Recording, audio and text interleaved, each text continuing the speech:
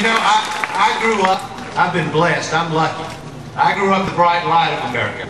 But in too many corners of America today, that light can get there. That there are too many places of darkness.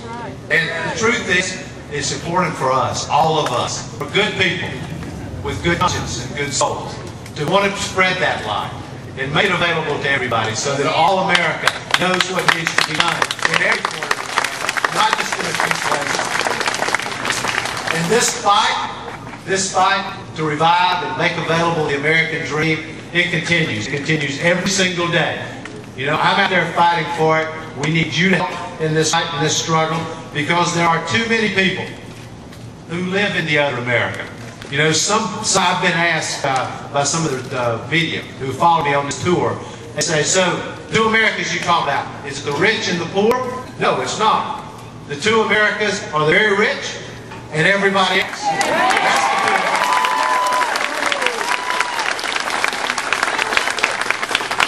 But I've talked to a lot of good people in the last few days, all over this country. For example, when I was in Canton, Mississippi, I spent time with poultry workers, people who work in poultry plants, who working under very difficult conditions, subject to injury every single minute. This will sound familiar to all of you. Subject to injury and danger every single minute. And in some cases, they don't even get paid for the hours that they actually work.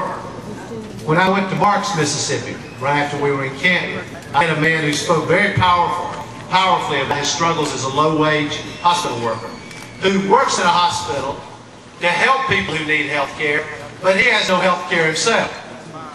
I was in Cleveland.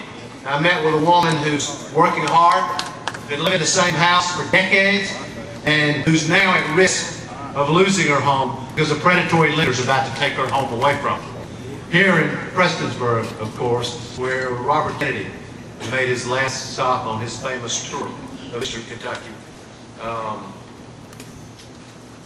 It was just a few months before Senator Kennedy lost his life, and unfortunately the campaign for justice and fairness, which is what his campaign for the presidency was about, ended when he died. And you know, some people have been asked, you know, are you here? Are you in this place because you believe that you should be compared to Bobby Kennedy? The answer to that is no. I do not deserve to be compared to Bobby Kennedy. He is a political hero of mine. But the reason I'm here is because I want America to remember what he did decades ago. And I want America to join us, all of us, to end the great work that Bobby Kennedy started. Because that's how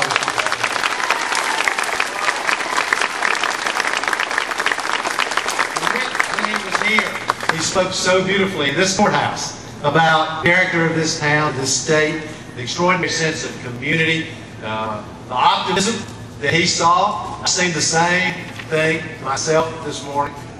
He did see some hard times when he was here. He saw children who only got once a month, one-room school, where the teacher was responsible for cooking a hot meal for students every day.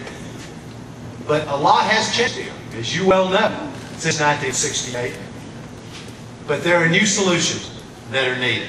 You know, this morning, I want to tell you a quick story. This morning, I met a fellow named James Lowe, 51 years old. Coal miner, and he's 3 years younger than me. And he told me that he was born with a cleft palate, and for 50 years of his life, he was not able to talk. He did not understand what he said. And finally, someone volunteered to do the procedure that he needed to correct his condition for free. So he didn't have the money to pay for it. So he was able to get the procedure done, and he was there this morning telling all of us how grateful he was. How grateful he was to be able now to speak, to talk, something he'd spent almost all of his life not being able to do. You know, I have to tell you, when he spoke this morning, instead of being angry about what his life had been like, he was proud. He was strong. He showed the kind of character that I think represents what America is.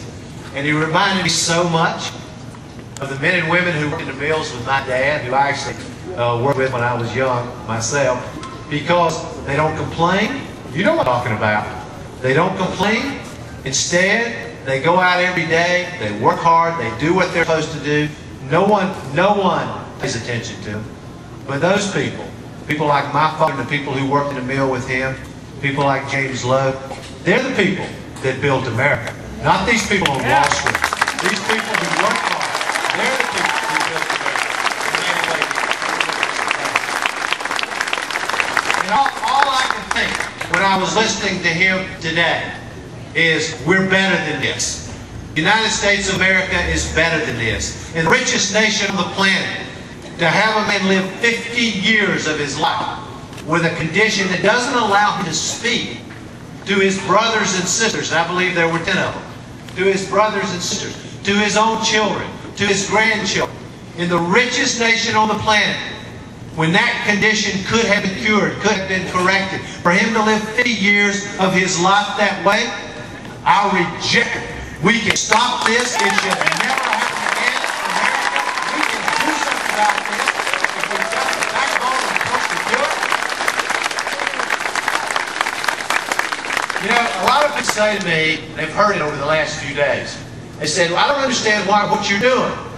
You know, why are you out there talking about this? Why are you talking about economic unfairness, economic injustice? Why are you talking about poverty? America fought a war on poverty, and it didn't work.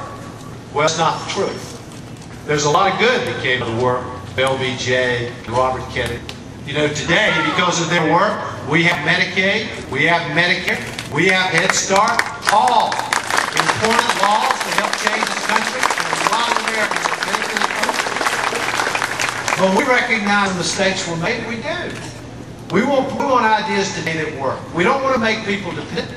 We want them to be independent. And I have to tell you, I haven't seen anybody yet over the last few days who's looking for somebody to take care of them. What they're looking for is a chance to take care of themselves. That's what we're trying to do.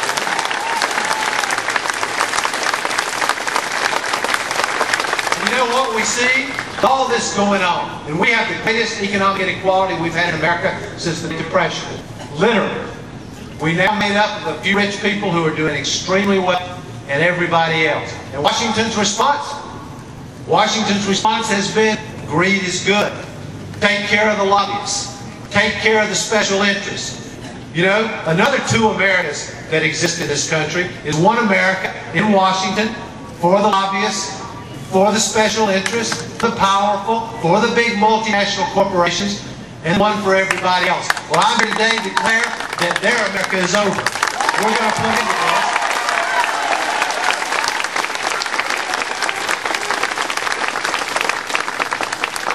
You know, the impact of what's happened, the worst of that impact, though, has been for the lowest income Americans, the lowest paid workers in America. This is an amazing thing.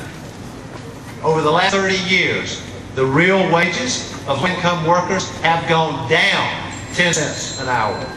Down, not up. 30 years, 10 cents less an hour. That's not honoring work. That's not honoring hard work and responsibility and family, the things that made this country what it is today. The number of full-time workers living in poverty has doubled in America. When these folks ask me, how has the face of poverty changed? I'll tell you one way it's changed. There are millions of people working full-time and still living in poverty in America. Can we not declare once and for all in our United States, in our America that we all love so much, never again will anybody work full-time and still live in poverty? We reject it.